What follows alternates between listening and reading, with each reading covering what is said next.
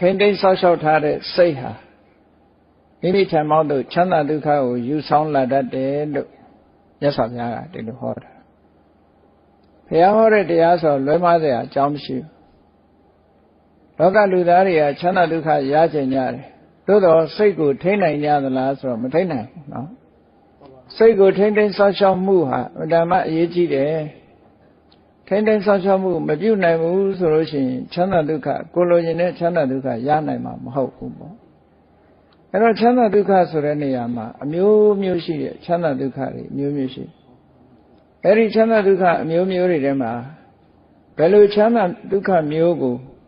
ပေးစွမ်းနိုင်တယ်လဲလို့ဆိုရင်သာဝရခိုင်မြဲတဲ့ချမ်းသာဒုက္ခမျိုးထီအောင်စိတ်ကိုထိန်းနိုင်တဲ့ပုဂ္ဂိုလ်တွေဟာရကြ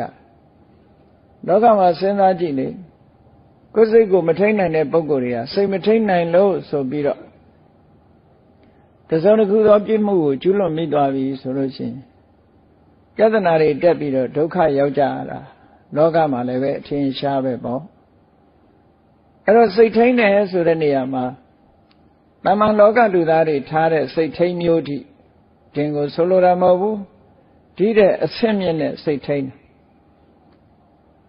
အဆင့်မြင့်တဲ့စိတ်ထိန်းဤတိုင်းထိန်းသိမ်းဆောက်ရှောက်မယ်ဆိုလို့ရှိရင်နိဗ္ဗာန်ချမ်းသာထိအောင်ချမ်းသာဒုက္ခတွေကိုရနိုင်တယ်လို့ဒီလိုဆိုလိုတာအဲ့တော့စကားသံအနေနဲ့တူညီတယ်လို့ပြောပြီးမဲ့လို့အနှစ်သာရပိုင်းကြတော့ကွဲပြားခြားနားမှုတွေရှိတယ်စိတ်ထိန်းတယ်ဆိုတာဘယ်အတိုင်းတာထိထိန်းရဘယ်အတိုင်းတာထိထိန်းရမလဲဘယ်လိုထိန်းရမလဲဘယ်နည်းနဲ့ထိန်းရမလဲမြမကြီးမှာတစ်ချိန်လုံးကပေါ်ခဲ့တဲ့စိတ်တိုင်းထားဆိုတာထိန်းเสียမလိုဘူးလို့ဒီလိုပြောတဲ့စကားမျိုးတွေရှိခဲ့တယ်ပေါ့နော်သို့တော့မြတ်စွာဘုရားသခင်ကိုရောမြတ်ဟောထားတဲ့တရားကိုဘုန်းကြီးတို့တွေကမှတ်သားကြရမြတ်စွာဘုရားကစိတ်ဆိုတာတဲ့အာယုံခတ်သိမ်းကနေတားမြစ်ဖို့မလိုဘူးမကောင်းတဲ့အာယုံကဆိုရင်စိတ်ကိုတားမြစ်ရမယ်ထိမ့်သိမ်းဆောက်ရှောက်ရမယ်လို့ဒီလိုဆိုလို့တော့ကောင်းတဲ့အာယုံဆိုတာမတားရဒါလောကသဘာဝစဉ်းစားကြည့်လေကိုယ်သားသမီးကိုထိန်းနေကြတဲ့မိဘတွေကိုညီငယ်နှမငယ်တွေကိုထိန်းကြတဲ့မောင်နေအမတွေစဉ်းစားကြည့်ပေါ့ဘယ်လိုနေရာထိန်းတာတော့နေရာတိုင်းမှာမသွားရမလာရပိတ်ဆို့တာလားသို့မဟုတ်မသိတဲ့နေရာမသွားရဘူးပြောတာလားဒါအမှန်တမ်းထင်ရှားတဲ့စကားတစ်ခုပဲเนาะအဲ့တော့ကိုကောင်းကျိုးချမ်းသာကိုရစေနိုင်ဖို့အတွက်ကိုယ့်ရဲ့သားသမီးကိုဆောက်ရှောက်ထိန်းသိမ်းတဲ့ပုဂ္ဂိုလ်တွေကမသိတော်တဲ့နေရာကိုမသွားနဲ့အန္တရာယ်ရှိတဲ့နေရာကိုမသွားနဲ့အန္တရာယ်မရှိတဲ့နေရာကျတော့သွားခိုင်းတယ်လေဖះเจ้าကံမသွားရဘူးလို့ဘယ်သူမှမပြောဘူးနော်အန္တရာယ်ရှိတဲ့နေရာမျိုးကျတော့မသွားနဲ့လို့ပြောရတယ်ထို့တူပဲစိတ်ဟာလည်းပဲဒီတိုင်းပဲပေါ့ထိန်းသိမ်းဆောက်ရှောက်ခြင်းဖြင့်အကျိုးရနိုင်တဲ့နေရာမျိုးဆိုရင်ခွင့်ပြုရအကျိုးမရနိုင်တဲ့နေအန္တရာယ်များတဲ့နေရာမျိုးဆိုရင်စိတ်ကိုထိန်းသိမ်းဆောက်ရှောက်ရမယ်လို့ဒီလိုဆိုလိုတာအဲ့လိုဆိုလိုတာဟာတချို့ကလည်းစိတ်ကိုဘယ်အာယုံနဲ့မှမတွဲအောင်စိတ်ကိုဖယ်ထုတ်ရမယ်ဘာအာယုံမှလက်မခံရဘူးဆိုတာဒါအဘိဓမ္မာသဘောကိုနားမလည်လို့ပြောတဲ့စကားတစ်ခုပဲစိတ်ဆိုဒီမှာအာယုံနဲ့ကင်းပြီးတော့ဖြစ်လို့မရဘူးအာယုံနဲ့ဝတ္ထုဆိုတာလို့ဒီနှစ်ခုစုံစည်းမှစိတ်ဆိုတာဖြစ်တယ်အာယုံမစုံမဲနဲ့စိတ်ဘယ်တော့မှမဖြစ်ဘူးစိတ်ဖြစ်လာတဲ့ဆိုကြတဲ့ကအာယုံရှိလို့ဖြစ်တယ်လို့စာပေကျမ်းကသင်ထားတဲ့ပုဂ္ဂိုလ်တွေအားလုံးသိတယ်ဒါကြောင့်မို့စိတ်တံဆိုတဲ့စကားလုံးကိုဝိဇ္ဇုဆိုတဲ့အခါမှာအာရမဏံစိတ်တေတိဝိသနာတိတိစိတ်တံလို့အာယုံကိုသိတတ်သောကြောင့်စိတ်အာယုံသိတယ်ဆိုတဲ့အဓိပ္ပာယ်ဟာဘယ်လိုသိတာတုံးဆိုအာယုံကိုရယူတာလို့သူတို့ပြောတာအဲ့ဒါကိုကောက်ချက်ချလိုက်တဲ့အခါကျတော့စိတ်ဆိုတာအာယုံနဲ့ကင်းပြီးတော့မဖြစ်ဘူးအာယုံရှိမှဖြစ်တယ်ဒါကြောင့်မို့အာယုန်တွေကိုဖယ်ထုတ်ရမယ်လို့ဘုရားမဟောဘူးနော်စိတ်ကိုထိန်းသိမ်းရမယ်လို့သာဟောတာအာယုန်ပေါ်မှာမကောင်းတဲ့စိတ်ဟာမကောင်းတာတွေနဲ့တွဲဖက်ပြီးတော့မသွားစေရဘူးလို့သာဒီလိုဆိုလိုတာအဲ့တော့လွဲမှားတဲ့အမြင်မျိုးကိုမရှိစေရဘူးစိတ်မှန်ရင်အာယုန်ရှိတယ်အာယုန်မရှိပဲစိတ်မဖြစ်ဘူးတဲ့နောက်ဆုံးမှာ message ဖို့စိတ်တောင်မှပဲနိဗ္ဗာန်ကိုအာယုံပြုမှဖြစ်တာလေနိဗ္ဗာန်ဆိုတဲ့အာယုံမရှိရင် message ဖို့စိတ်ပေါ်ကုန်မပေါ်နိုင်ဘူးနိဗ္ဗာန်ကိုအာယုံပြုရမှပေါ်တာဝိပဿနာဉာဏ်လို့ဆိုတဲ့ဝိပဿနာစိတ်တွေဟာလေသင်္ခါရအာယုံနမိတ်ရှိမှဒီဝိပဿနာဉာဏ်ဆိုတာဖြစ်တာသင်္ခါရအာယုံနမိတ်မပါပဲအာယုံမပါပဲဝိပဿနာဆိုတာမဖြစ်ဘူးတခါ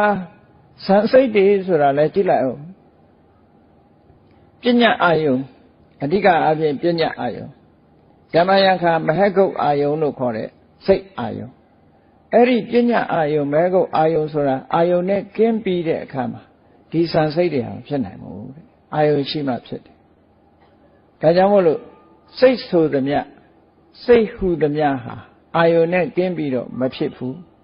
သို့တော့အာယုံနဲ့တွဲဖက်ပြီးတော့ဖြစ်လာတဲ့စိတ်မတွဲစေရမှာကဘာလို့ဆိုရင်လောဘနဲ့မတွဲစေရဘူးဒေါသနဲ့မတွဲစေရအောင်မောဟနဲ့မတွဲစေရအောင်အာယုံပေါ်မှာလောဘမဖြစ်အောင်ထိန်းတာကိုပဲစိတ်ထိန်းတယ်လို့ပြောတယ်အာယုံပေါ်မှာဒေါသမဖြစ်အောင်ထိန်းတာကိုပဲစိတ်ထိန်းတယ်လို့ပြောတယ်အာယုံပေါ်မှာမောဟမဖြစ်အောင်ထိန်းတာကိုပဲစိတ်ထိန်းတယ်လို့ပြောတယ်နော်အာယုံပေါ်မှာမာနတွေရစ်မှုမှုမရှိအောင်ထိန်းတာကိုပဲစိတ်ထိန်းတယ်လို့ဒီလိုဆိုတာအာယုံကိုထိန်းတာမဟုတ်ဘူးအားလုံးကြားဖို့ကြတဲ့ပဋ္ဌာန်းတရားတော်ထဲမှာလဲအာရမဏပစ္စယောဆိုတာရှိတယ်အာရမဏပစ္စယောဆိုတာအာယုန်ဒီစိတ်စေတသိက်တွေကိုထောက်ကူပြုနေတာအာရမဏတတ္တိဖြင့်ကျေစုပြုအာယုန်ဆိုတဲ့မိစရာမရှိလို့ရှိရင်စိတ်စေတသိက်တွေဖြစ်ပေါ်လာနိုင်ခြင်းမရှိဘူးဥပမာပါနဲ့ဥပမာပေးထားတော့ဆိုစိတ်ဆိုတာအားမရှိတဲ့အပြတ်နေတဲ့လူတယောက်နဲ့အလားတရံတူတယ်အာယုံကဘာလို့ဆိုရင်တောင်ဝှေးတို့ဂျိုးတန်းတို့နဲ့အလားတရံတူတယ်အားချိနေတဲ့ပုဂ္ဂိုလ်တယောက်ဟာဂျိုးတန်းကိုဆွဲပြီးတော့မတ်တက်ရလို့ရတယ်နော်ဂျိုးတန်းကိုဆွဲပြီးတော့မှထလို့ရတယ်လို့နောက်ပြီးတော့တောင်ဝှေးကိုထောက်ပြီးမှထလို့ရတယ်ဒီလိုဆိုလိုတာပေါ့အဲ့တော့စိတ်ဟာလည်းပဲအာယုံကိုအမိပြုပြီးတော့မှစိတ်ဟာထားလို့ရတယ်အလို့ဆိုရင်မထားနိုင်ဘူးမဖြစ်နိုင်ဘူးလို့ဒီအိဗယ်မျိုးကိုဆိုတာဒါကြောင့်မို့လို့စိတ်ကိုဒီအာယုန်နဲ့ကင်းအောင်လုပ်เสียမလိုဘူးကင်းအောင်လုပ်ရမှာကလောဘနဲ့ကင်းအောင်လုပ်ရမယ်ဒေါသနဲ့ကင်းအောင်လုပ်ရမယ်မောဟနဲ့ကင်းအောင်လုပ်ရမယ်အာယုန်မှာလောဘမဖြစ်အောင်ဒေါသမဖြစ်အောင်မောဟမဖြစ်အောင်နေရမယ်လို့ဒီလိုမှတ်သားကြရတာပေါ့စိတ်ကိုထိမ့်သိမ်းဆောက်ရှောက်တယ်ဆိုတဲ့နေရာမှာတမန်အပြင်ပြောမယ်ဆိုလို့ရှိရင်အာယုံမောကိုမသွားအောင်ဆောက်ရှောက်တာဒီလိုမဟုတ်ဘူးနော်တမန်အပြင်ပြောမယ်ဆိုလို့ရှိရင်ရူပယုံသတ္တယုံကဏ္ဍယုံရတ္တယုံဖုဒ္ဓပယုံဆိုတဲ့ဒီအာယုံတွေပေါ်မှာစိတ်မသွားအောင်ဆောက်ရှောက်တာလို့ထင်ကောင်းထင်လိမ့်မယ်မဟုတ်ဘူးအဲ့ဒီအာယုန်တွေနဲ့တွေ့ပြီးတဲ့အခါမှာလောဘမဖြစ်အောင်ဒေါသမဖြစ်အောင်မောဟမဖြစ်အောင်ထိမ့်သိမ်းဆောက်ရှောက်တာကိုဆိုလိုတယ်အဲ့ဒီဟာကမှနီလန်မှန်တဲ့တရားလို့ပြောတာစဉ်းစားကြည့်ပေါ့မျက်စိဆိုတာမြင်စရာအာယုန်ရှိရင်မမြင်ပေဘူးလားမြင်မှာပေါ့မျက်စိဆိုတာကြည့်တာပဲလေကြည့်ရင်မြင်စရာအာယုန်ကိုမြင်မယ်နားကလည်းကြားစရာအတန်ဆိုရင်ကြားမှာပဲပေါ့နှာခေါင်းရှိရင်လည်းအနံ့ရမှာပေါ့လျှာရှိသည့်အတွက်ကြောင့်အရသာဆိုတာသိမှာပေါ့ခန္ဓာကိုယ်ရှိသည့်အတွက်ကြောင့်အထီးအတွေ့ဆိုတာလာတာပေါ့အဲ့တော့ဒီမျက်စိနဲ့မမြင်ရဘူးနားနဲ့မကြားရဘူးနှာခေါင်းနဲ့မနှမ်းရှူရဘူးလျှာနဲ့မလဲရဘူးခန္ဓာကိုယ်နဲ့မထိတွေ့ရဘူးလို့ဒီလိုဆိုလိုတာမဟုတ်ဘူးအဲ့ဒါလို့ဆိုလိုတယ်ဆိုလို့ရှိရင်မျက်စိမမြင်တဲ့လူမျက်စိနဲ့အစင်းအာယုံမမြင်ရဘူးလေအဲ့ဒါဆိုရင် तू နိဗ္ဗာန်ရမှာပေါ့မျက်ကန်းနေနိဗ္ဗာန်မရပြီဘူးလားမျက်စိနဲ့မြင်တဲ့အာယုံသူ့မှာလွတ်ကင်းတယ်နားမကြားရတဲ့လူရောအတန်မကြားရသည့်အတွက်ကြောင့်ကိလေသာငြိမ်းမှာပေါ့ဒီလိုမှမဆိုလိုတာနော်ဣန္ဒြိယဘာဝနာဆိုတဲ့တရားထဲမှာမြတ်စွာဘုရားဟောထားတာရှိတယ်ဣန္ဒြိယဘာဝနာဣန္ဒြေဆိုတာတခြားကိုပြောတာမဟုတ်ဘူးစာပေစကားနဲ့ပြောတာဣန္ဒြေဆိုတာမျက်စိနားနာလျှာကိုယ်စိတ်ဒီ6ခုဣန္ဒြေလို့ခေါ်တယ်နော် အရာထဲမှာပြောတဲ့ဟိုအိန္ဒြေရရနေတယ်အိန္ဒြေမရဘူးဆိုတဲ့စကားမျိုးဆိုလိုတာမဟုတ်ဘူးဒီမှာအိန္ဒြေဆိုဒီမှာမျက်စိကလည်းအိန္ဒြေပဲနားကလည်းအိန္ဒြေပဲဒါအရာစကားနဲ့ပြောတာပေါ့မျက်စိကအိန္ဒြေနားကအိန္ဒြေနှာခေါင်းလျှာကိုယ်စိတ်ကအိန္ဒြေ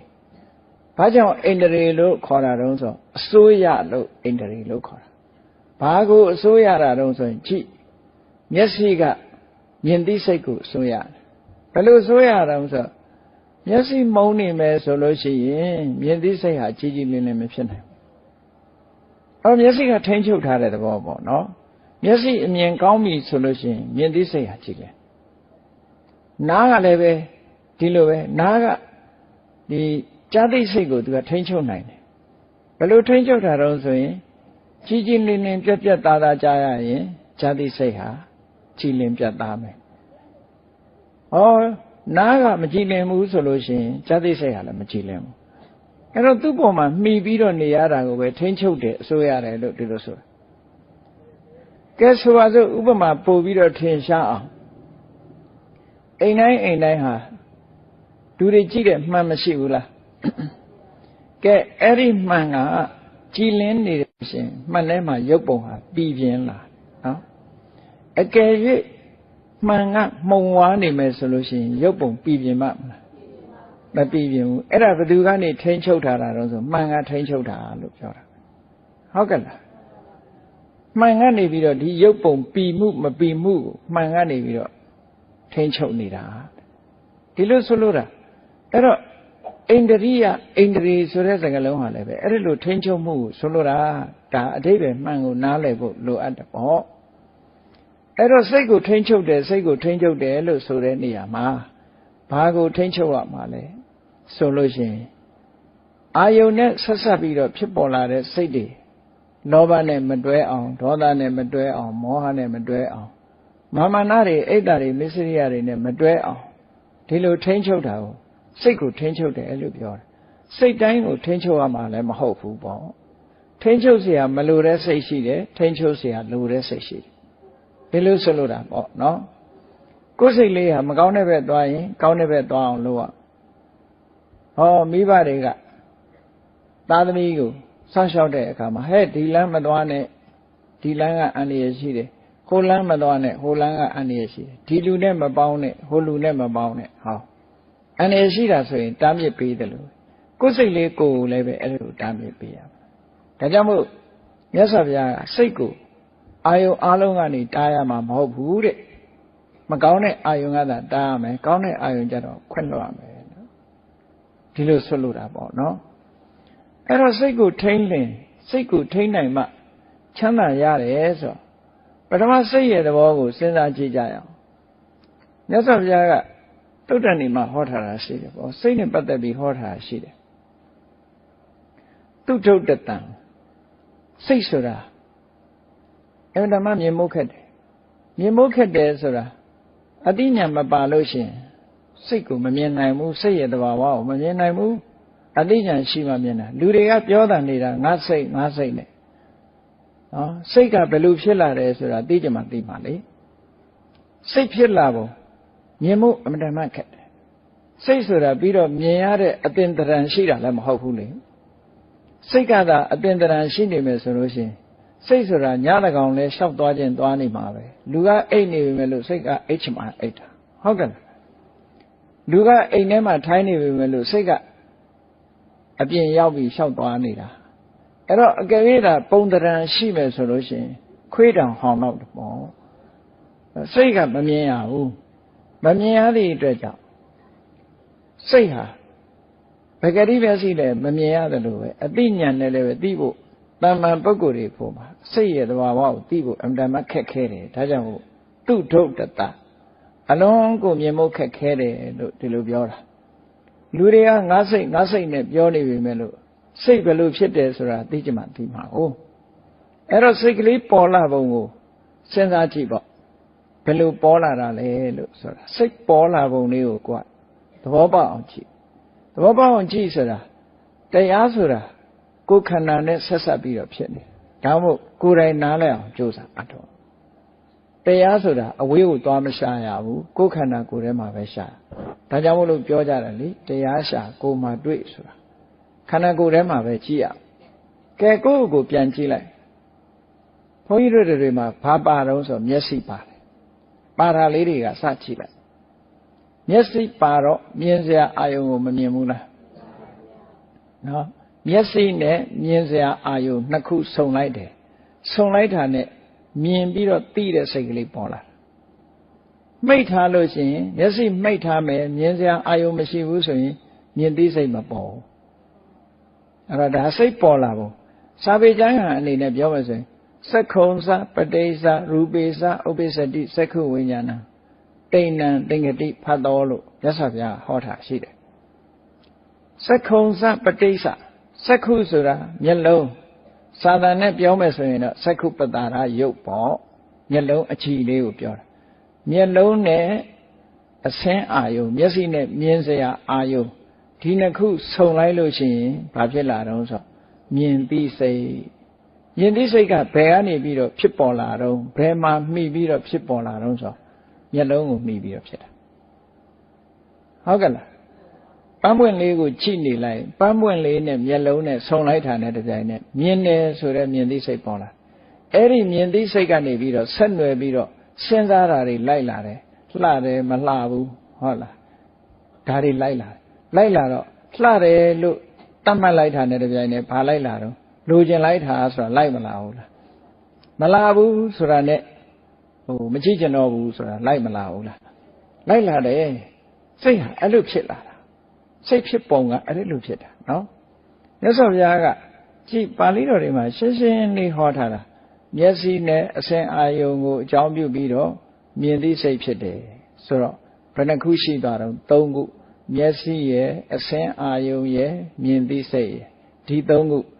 ၃ခုဆုံလိုက်တာနဲ့တပြိုင်နက်ဘာဖြစ်လာတော့ဆိုအာယုံနဲ့စိတ်နဲ့ဆက်သွယ်သွားတယ်ဖတ်တာဆိုတာလား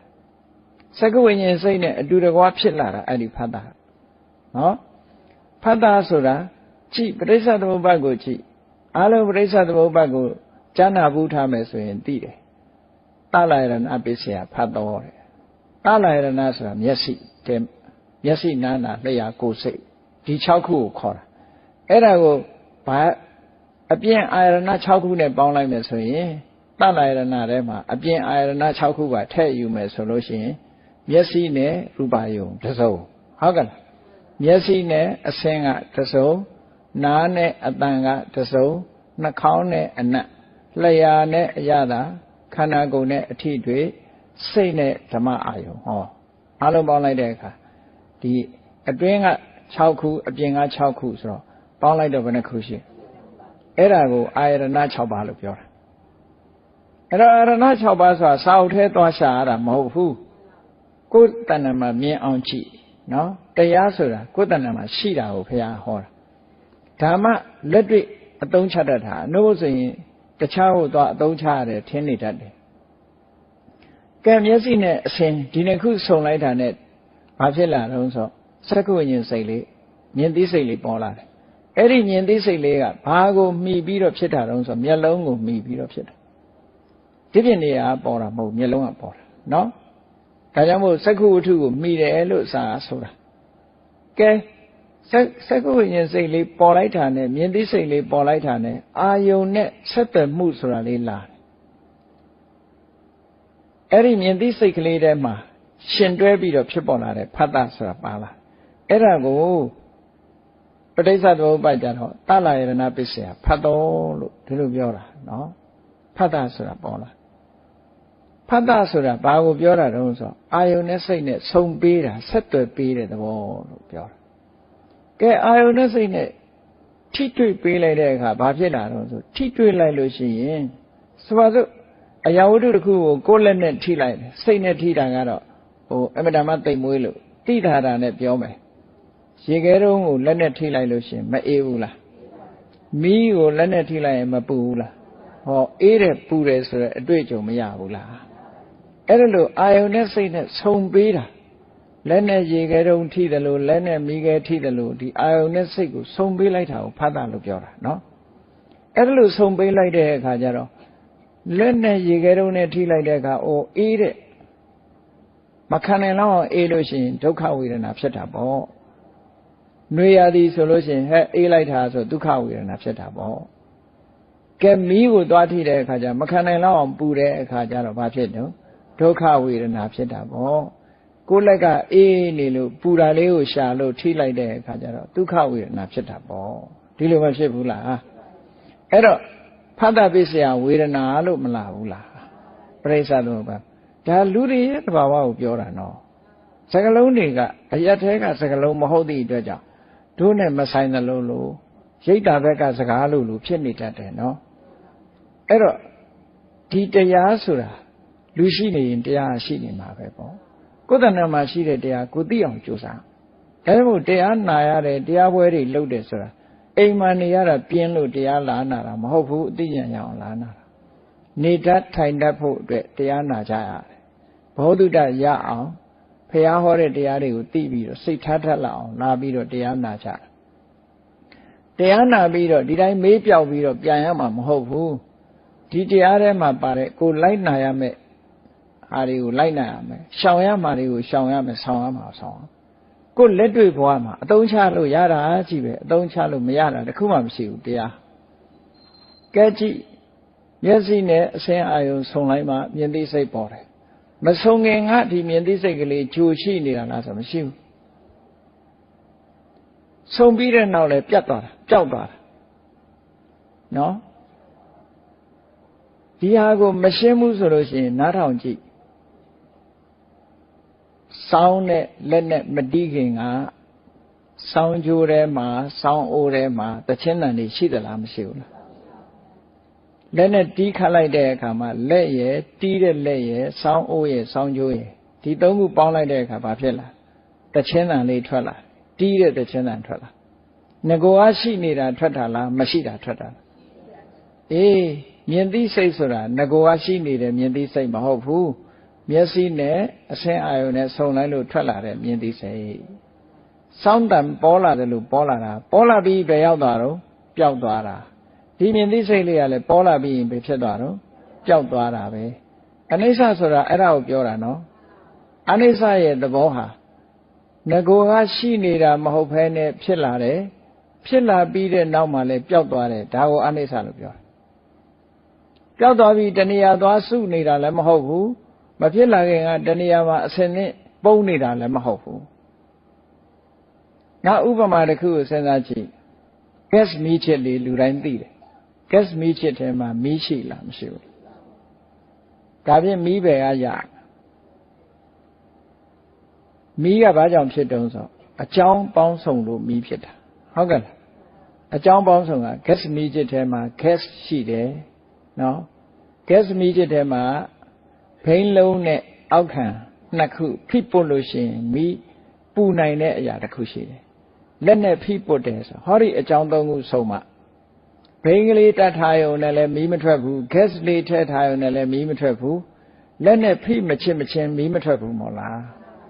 အေးအဲ့ဒါလိုပဲဘုန်းကြီးတို့တွေမှာမျက်စိလည်းရှိနေတယ်ပြင်ပကမြင်စရာအာယုန်တွေလည်းရှိတယ်သို့တော့ဒီနှစ်ခုမစုံဘူးဆိုရင်မြင်သိစိတ်ပေါ်ပါမလားမြင်သိစိတ်မှာမပေါ်ဘူးဆိုလို့ရှိရင်ကြည့်ဆက်သွယ်မှုဆိုတဲ့ဖတ်တာလည်းပေါ်မလာဘူးဖတ်တာပေါ်မလာဘူးဆိုလို့ရှိရင်ခံစားမှုဆိုတဲ့ချမ်းသာတာလားဆင်းရဲတာလားဆိုတဲ့ခံစားမှုတွေကလည်းမပေါ်လာဘူးဖတ်တာပစ္စယဝေဒနာဟုတ်ကဲ့ဖတ်တာပေါ်မှာဝေဒနာဆိုတာပေါ်လာဟောအဲ့ဒါလို့ပေါ်လာတော့ဘာဖြစ်လဲလို့ဆိုရင်လူတွေကဒုက္ခဆိုတဲ့ချမ်းသာခံစားမှုလေးပေါ်တဲ့အခါကျတော့နောက်ထပ်ခံစားခြင်းနဲ့အတွေးတွေမဝင်လာဘူးလားအဲ့ဒါကိုပြောတာဝေဒနာပစ္စယတဏှာဒီလိုဆိုလိုတာနော်ဒါဖြင့်ဒုက္ခနဲ့ဆုံတဲ့အခါကျတော့ဘယ်လိုတွေးတုံဆိုဒုက္ခနဲ့ဆုံပြန်တော့လေဝေဒနာပစ္စယတဏှာဒုက္ခဝေဒနာပစ္စယလည်းတဏှာပဲဘာလို့တဏှာဖြစ်တုံဆိုဒုက္ခကိုလိုချင်တာမဟုတ်ဘူးဒီဒုက္ခကိုဖယ်ရှားပြီးချမ်းသာဒုက္ခကိုမျှော်ပြန်တာပဲလူဆိုတာဆင်းရဲတဲ့လူကလည်းဘာကိုမျှော်တော့ချမ်းသာတာကိုမျှော်တာချမ်းသာတဲ့လူကလည်းဘာကိုမျှော်တော့ချမ်းသာတာကိုပဲမျှော်တယ်ဒါကြောင့်မို့လို့ဝေဒနာပစ္စယတဏှာလို့ဒီလိုပြောတာဒါသဘာဝတရားတွေဖြစ်ပုံကဒီတိုင်းပဲဖြစ်တာနော် ကောအဲ့ဒီနေရာမှာထိန်းချုပ်ခိုင်းတယ်စိတ်ကိုထိန်းဆိုတာဘယ်တိုင်းတာကိုဘယ်နေရာကိုထိန်းတာတုံးဆိုဝေဒနာပစ္စယတဏှာအဲ့ဒီနေရာကိုထိန်းခိုင်းတာဒါကိုသဘောပေါက်ဖို့လိုတယ်နော်မြင်သိစိတ်ကိုသွားထိန်းเสียမလိုဘူးမြင်သိစိတ်ကြောင့်ဖြစ်ပေါ်လာတဲ့မြင်သိစိတ်နဲ့သုံးခုစုံလို့ဖြစ်လာတဲ့ဖတ်တာကိုထိန်းเสียမလိုဘူးဝေဒနာဆိုတာကိုထိန်းเสียမလိုဘူးလိုတာကပါလေဝေဒနာပစ္စယတဏှာဆိုတာကိုထိန်းရတယ်ဟုတ်ကဲ့လားတဏှာလိုချင်တာရရင်တဏှာလိုချင်တာမရလို့ရှိရင်ဒေါသဟောဒီတစ်ခုကလာတာဒီပြင်အကုသိုလ်တွေလည်းအဲ့ဒီနေရာမှာဝင်လာတာပဲတဏှာခေါင်းဆောင်ပြီးဝင်လာလို့ရှိရင်မာနတွေတို့ဒိဋ္ဌိတွေတို့တခြားအိတ်သားတွေတို့မစ္စရိယတွေတို့ဆိုတာတွေနောက်ကနေပြီးတော့စိတ်ကူးစိတ်တန်းထဲမှာဆွဲပြီးတော့အကုန်ပါလာတတ်တယ်အဲ့ဒါတွေကိုထိန်းခိုင်းတာတဲ့စိတ်ထိန်းနဲ့ဆိုတာပြောတာနော်အဲ့တော့ဒီလိုသိဖို့ကမခက်ဘူးလားတာမန်ပုဂ္ဂိုလ်တွေဆိုလို့ရှိရင်စာမသင်ရလို့ရှိရင်ဒီလိုသိဖို့ခက်တယ်ဒါကြောင့်မို့လို့စိတ်ဆိုတာပညာဉာဏ်နဲ့မြင်ဖို့အမှန်တမ်းခက်လို့သူ့ထုတ်တတ်တာအလွန်ကိုမြင်ဖို့ခက်ခဲတဲ့တရားဖြစ်တယ်သူနိပုဏ္ဏအလွန်တိမ်မွေ့တယ်နည်းနည်းတယ်မြင်ဖို့ခက်တယ်သို့တော့ဒီစိတ်ကလေးဟာသူ့အကြောင်းသိဖို့မြင်ဖို့ခက်ပေမဲ့လို့ယထကာမနိပါတိနာကိုလိုချင်တဲ့အာယုန်ဒီပေါ်မှာသူဖြစ်ချင်တယ်လို့အာယုန်ရှိတဲ့နေရာကိုတွားရောက်တတ်တဲ့သဘောရှိတယ်ပေါ့စိတ်ဆိုတာစိတ်ဘယ်လိုသွားတယ်ဆိုတာစဉ်းစားကြည့်ပေါ့အဲ့ရထဲမှာလဲပြီးတော့အိတ်နေတယ်အလုံးတိတ်ဆိတ်ငြိမ်သက်နေတယ်ဆိုရင်ဟိုတွေးဒီတွေးမယ်။အော်ထောက်ခနဲ့အတန်လေးကြားရင်အဲ့ဒီကိုစိတ်ကရောက်မသွားဘူးလား။ရောက်သွားတယ်။အနံ့ကလေးရရင်ရောစိတ်ကရောက်မသွားဘူးလား။ရောက်သွားတာ။ဟောအာယုရှိတဲ့ဘက်ကိုသူကရောက်သွားတယ်။ဒီသဘောကိုဆိုလိုတာနော်။အဲ့ဒါကိုယထကာမမိပါတိနာ။သူသွားခြင်းနဲ့အာယုဘက်ကိုစွတ်သွားတတ်တယ်။စိတ်တံရခေထမေတာဝီအဲ့ဒါလို့ဖြစ်ချင်တိုင်းဖြစ်ပြီးတော့လောဘနဲ့ပေါင်းလိုက်ဒေါသနဲ့ပေါင်းလိုက်မောဟနဲ့ပေါင်းလိုက်နဲ့ဒီစိတ်ကလေးဟာအတွေးတွေဝင်ပြီးလောဘဖြစ်လိုက်ဒေါသဖြစ်လိုက်မောဟဖြစ်လိုက်ဆိုတာတွေကိုလောဘနဲ့မပေါင်းမှုဒေါသနဲ့မပေါင်းမှုမောဟနဲ့မပေါင်းမှုထိန်းတာဒီလိုဆိုလိုတာနော်အဲ့တော့လောဘမဖြစ်အောင်ထိန်းရမယ်ဒေါသမဖြစ်အောင်ထိန်းရမယ်မောဟမဖြစ်အောင်ထိန်းရအဲ့ဒါကိုပဲစိတ်ကိုထိန်းနေစိတ်ကိုစောင့်ရှောက်တယ်ဒါဖြင့်ဘာနဲ့ထိန်းမှာတော့ဆိုတော့တတိနဲ့ထိန်းတတိကိုလေ့ကျင့်ဒါကြောင့်မို့မြတ်စွာဘုရားကမဟာသတိပဋ္ဌာန်သုတ်မှာဆိုလို့ရှိရင်အာယု၄မျိုးပေါ်မှာစိတ်ကိုအမြဲမပြတ်လေ့ကျင့်ပေးတဲ့အနေနဲ့တတိကိုလေ့ကျင့်ပေးတဲ့အနေနဲ့ကာယတဲ့ဝေဒနာတဲ့စိတ်ဓာတ်တဲ့ဓမ္မလို့ဆိုပြီးတော့အာယု၄မျိုးပေးထားတယ်မဟုတ်လားကာယလို့ဆိုတဲ့ဟောဒီခန္ဓာကိုယ်နဲ့ဆက်သွယ်နေတဲ့ထွက်လေဝင်လေတို့ခန္ဓာကိုယ်ရဲ့လှုပ်ရှားမှုတွေတို့ဒီပေါ်မှာစိတ်ကလေးထားမယ်ဆိုရင်တတိထားမယ်ဆိုရင်ခုနလောဘဆိုတာဖြစ်မလာနိုင်အောင်ဒေါသဆိုတာဖြစ်မလာနိုင်အောင်ထိန်းနိုင်သွားဟောဝေဒနာဆိုတဲ့ခံစားမှုလေးရဲ့သဘာဝကိုသိနေအောင်ကြိုးစားမယ်တတိနဲ့ဝေဒနာနဲ့ကတ်ထားမယ်ကတ်ထားလို့ရှိရင်နောက်ကအသိပညာလိုက်လာမယ်လိုက်လာလို့ရှိရင်လောဘဆိုတာဖြစ်လာဖို့အခြေအနေမရှိဘူးဒေါသဖြစ်လာဖို့အခြေအနေမရှိဘူးဒါလည်းထိန်းတယ်လို့ပြောတာပဲเนาะစိတ်ကသူရဲ့ကိုယ်စိတ်ကလေးကိုပြန်ပြီးတော့ကြည့်တာဖြစ်လာတဲ့စိတ်ကလေးကိုပြန်ပြီးတော့ရှုတာဟာလည်းပဲစိတ်တ ानु ပဒနာအနေနဲ့ပြန်ပြီးတော့ရှုမယ်ဆိုလို့ရှိရင်လည်းလောဘနဲ့မတွဲအောင်ဒေါသနဲ့မတွဲအောင်မောဟနဲ့မအောင်ထိန်းတဲ့သဘောပဲပေါ့ဒီအာယုန်ဒီပေါ်မှာစိတ်ကိုဒီအာယုန်နေနဲ့ထိတွေ့အောင်တတိတရားနဲ့စိတ်ကိုထိန်းသိမ်းဆောက်ရှောက်ပေးရတာအဲ့ဒါကိုဆုံးလို့တယ်နော်အဲ့ဒါကြောင့်မလို့အဲ့ဒီလိုစိတ်ကိုထိန်းနိုင်ရမယ်တဲ့မင်းချမ်းသာဒုက္ခဆိုတာမရဘူးဒါကြောင့်မို့ဒီဒေသနာတော်မှာစိတ်တံရခေထမေတာဝီပညာရှိပုဂ္ဂိုလ်ဟာစိတ်ကိုထိန်းရမယ်မထိန်းလို့ရှိရင်ဘာဖြစ်မထိန်းရင်ဒုက္ခရောက်မယ်ထိန်းရင်ဘာဖြစ်လဲဆိုရင်စိတ်တံဂௌတံဒုက္ခဝဟံဒုက္ခကိုဟောဒီထိန်းသိမ်းပေးတဲ့စိတ်ကလေးကယူဆောင်လာတယ်ကိုယ့်ကိုချမ်းသာဒုက္ခကိုပေးတယ်လို့ဒီလိုဆိုလို့တယ်ပေါ့စိတ်ကိုထိန်းတဲ့နည်းအတွက်ကြောင့်ချမ်းသာဒုက္ခတွေရသွားကြတာချိပတာစာရီဆိုတဲ့အမျိုးသမီးဟာငကိုယ်တော်ကစိတ်ကိုမထိန်းနိုင်ဘူးတောကတွေနဲ့ဖြီးစည်းပြီးတော့နောက်ဆုံးမှအယုဒ္ဓေမဘဝရောက်သွားတယ်စိတ်မထိန်းနိုင်လို့ နောက်ဆုံးမှာမြတ်စွာဘုရားနဲ့တွေ့တဲ့အခါတတိထားလို့တတိန်ပฏิလဘတတိပြန်ရအောင်ကြိုးစားပါတတိထားပါလို့မြတ်စွာဘုရားကမိန့်ကြားလိုက်တဲ့အချိန်မှာတတိပြန်ရသွားတဲ့အခါကျတော့သူ့စိတ်ကိုသူထိန်းနိုင်လာတဲ့အခါကျတော့ကြည်နောက်ဆုံးမှာယဟန္တာထေရီမာကြီးဖြစ်သွားပြီးတော့သူ့အဖို့မှာနောက်ထပ်ငိုစရာဆိုတာမလာတော့နော်ယူဖို့နေတာငိုဖို့လည်းမလာဘူးစိုးရိမ်ဖို့လည်းမလာတော့ဘယ်သူတည်းမှလည်းမစိုးရိမ်တတ်တော့ဘူးစိတ်ဟာတည်ငြိမ်ပြီးတော့တုန်လှုပ်မှုကင်းသွားတယ်။ဘာဖြစ်လို့တော့ဆိုခုနကလောဘနဲ့လည်းမတွဲတော့ဘူးဒေါသနဲ့လည်းမတွဲတော့ဘူးမောဟနဲ့လည်းမတွဲတော့ကိလေသာတွေနဲ့တွဲတဲ့စိတ်ကမှပြော့ညံ့တာကိလေသာတွေနဲ့မတွဲရင်စိတ်ဟာတန့်ပြန့်ပြီးတော့ခိုင်မာတယ်လို့ဒီလိုပြောတာရွှေပရိန်ဆရာတွေမေးကြည့်ပေါ့ရွှေထဲမှာတခြားဓာတ်တတုတွေရောနေသေးလို့ရှင်ရွှေဟာမတန့်စင်ရသေးဘူးဆိုရင်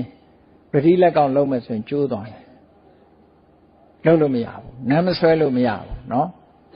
စိတ်ဟာလည်းပဲဒီတိုင်းပဲစိတ်ထဲမှာကိလေသာတွေရှိနေလို့ရှိရင်တရားထုတရားမြတ်နိဗ္ဗာန်ကိုအာရုံပြုဖို့ဆိုတာခက်တယ်ဝေးလာဝေးเนาะအဲ့ဒါကြောင့်မို့လို့စိတ်ရဲ့အညစ်အကြေးဆိုတဲ့လောဘတွေဒေါသတွေမောဟတွေဒါတွေကနေကင်းဝေးအောင်စိတ်ကိုကမ္မထံကျင့်စဉ်တစ်ခုနဲ့တန့်စင်ပြီးတော့ပေးရမယ်တဲ့အဲ့လိုတန့်စင်ပေးခြင်းဒီပဲနဲ့စိတ်ကိုထိန်းခြင်းလို့ဒီလိုဆိုလိုတာဘုရားမြတ်စွာရဲ့တရားတော်အဲ့ဒီလိုစိတ်ကိုထိန်းနိုင်မှချမ်းသာဒုက္ခဆိုတာရနိုင်တယ်တဲ့မထိန်းနိုင်လို့ရှိရင်ဆင်းရဲဒုက္ခတွေနဲ့ကြုံမှာပဲအဲ့တော့ဒီတရားတွေဟာဒုနဲ့မဆိုင်ဘူးလို့မအောင်မေ့လေနဲ့ဒါကစိတ်တာသွားပြီးတရားအထုတ်မှဒါတွေကဖြစ်တာကိုယ့်အိမ်မှာမဖြစ်ဘူးလို့ဒီလိုမအောင်မေ့လေနဲ့မြတ်စွာဘုရားလက်ထက်တုန်းကဘုရားကြောင်းသွားပြီးတော့တရားနာတယ်တရားနှလုံးသွင်းတယ်အိမ်မှာနေရင်စီးပွားရှာရင်းနဲ့သောတာပန်ဖြစ်တဲ့ပုဂ္ဂိုလ်တွေအများကြီးရှိတယ်သဂရဂံဖြစ်တဲ့ပုဂ္ဂိုလ်တွေအများကြီးရှိတယ်အနာဂံဖြစ်သွားတဲ့ပုဂ္ဂိုလ်တွေရှိတယ်အိမ်မှာနေရင်နော်အိမ်မှာနေရင်ဒါကြောင့်ဘုန်းကြီးသီလရှင်ဝတ်ဖို့လည်းမတိုက်တွန်းဘူးတိုက်တွန်းလည်းဝတ်မှာမဟုတ်ဘူးလေအဲ့တော့အိမ်မှာနေရင်လည်းတရားထုတရားမြတ်ရနိုင်ပါတယ်ဆိုတာပဲပြောရမှာပဲမြတ်စွာဘုရားလက်ထက်ကအများကြီးရှိတယ်သို့တော့အနာဂံဖြစ်သွားပြီဆိုရင်မိသားစုရဲ့ like ကိုမနေတော့ဘူးမိသားစုအနေနဲ့မနေဘူးညီကိုမောင်နှမအနေထားမျိုးပဲနေတော့တယ်အနာဂံဖြစ်သွားရင်အိမ်တော့နေတယ်အိမ်နေတဲ့ပုဂ္ဂိုလ်တွေမြတ်စွာဘုရားလက်ထက်ကအများကြီးပဲရှိတယ်အနာရဝိတထေတို့ဝိသခါတို့ကတော့သောတာပန်ပဲဖြစ်သေးတာကို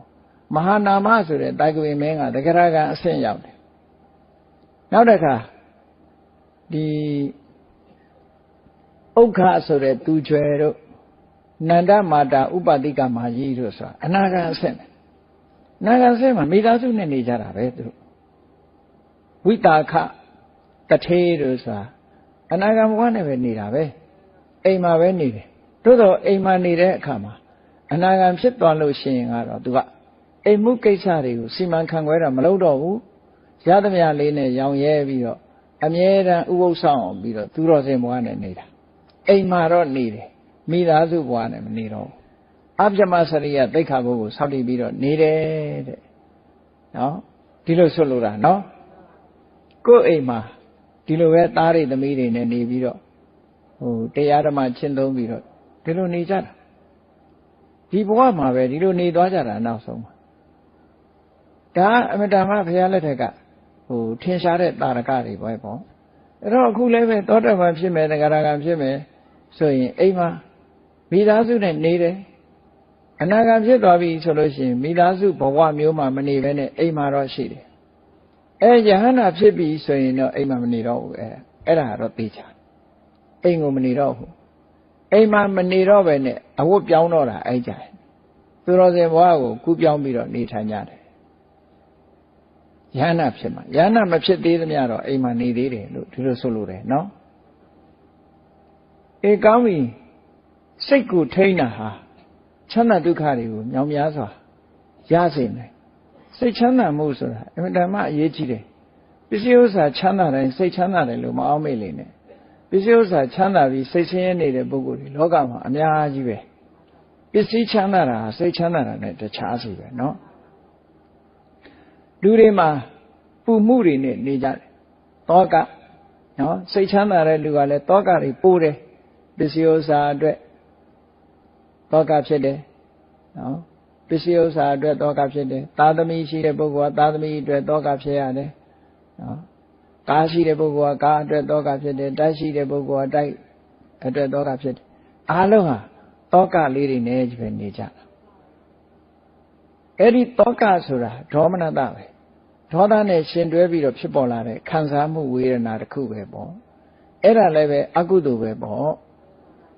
ဒါကြောင့်မလို့တောကခင်းအောင်နေခြင်းလို့ရှိရင်ဘာလုပ်ရမလဲလို့ဆိုရင်တွေ့တာမှုတွေကိုရှောင်ရတယ်တွေ့တာမှုရှိလေလေတောကကြီးလေလေတွေ့တာမှုကြီးလေလေတောကကြီးလေလေ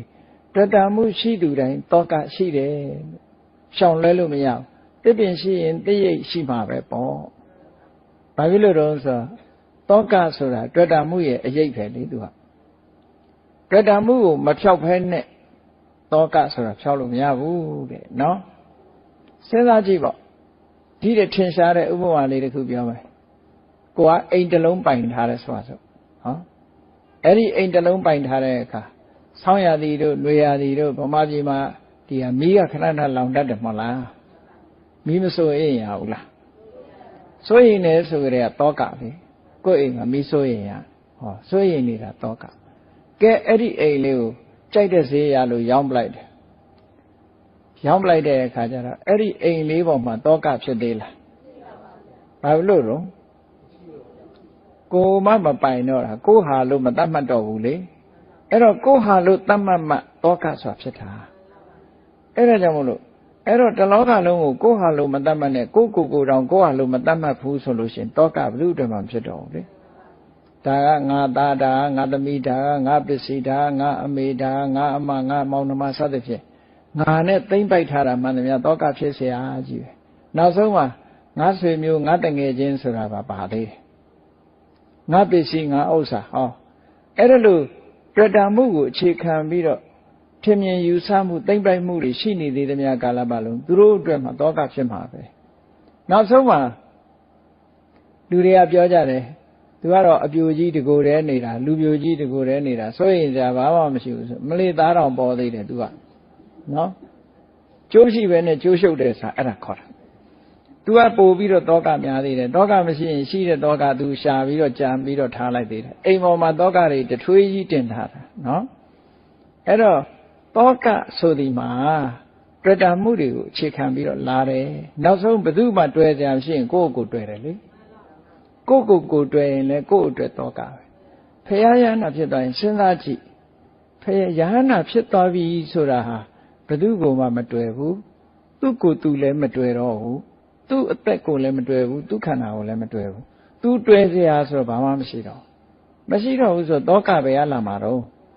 လာစရာမရှိတော့ဘူးလေတောကလမ်းကြောင်းတွေအကုန်ပိတ်သွားပြီတောကလာတာတွေ့တာမှုလမ်းကြောင်းကလာတာလေအတွေ့တာမှုတွေအကုန်လွတ်လိုက်တယ်လူတွေမှာဒီပြင်တွေ့တာမှုတွေဘလောက်ဖြတ်ဘုန်းကြီးတွေရောတောကမရှိဘူးလားရှိတယ်လေနော်ဘာလို့လဲဆိုငါเจ้าတို့ငါတကာတို့ငါတကမဆိုတာဒါရှိသေးတာဟုတ်နော်ကားပိုင်ရင်လည်းငါကားဆိုတာလေးရှိသေးတယ်အဲ့ဒါရှိနေတော့တောကရှိအောင်ပါပဲသို့တော့ပိုင်ဆိုင်တိုင်းတောကဖြစ်သလားလို့ဆိုမဖြစ်ဘူးနော်ပိုင်ဆိုင်တာနဲ့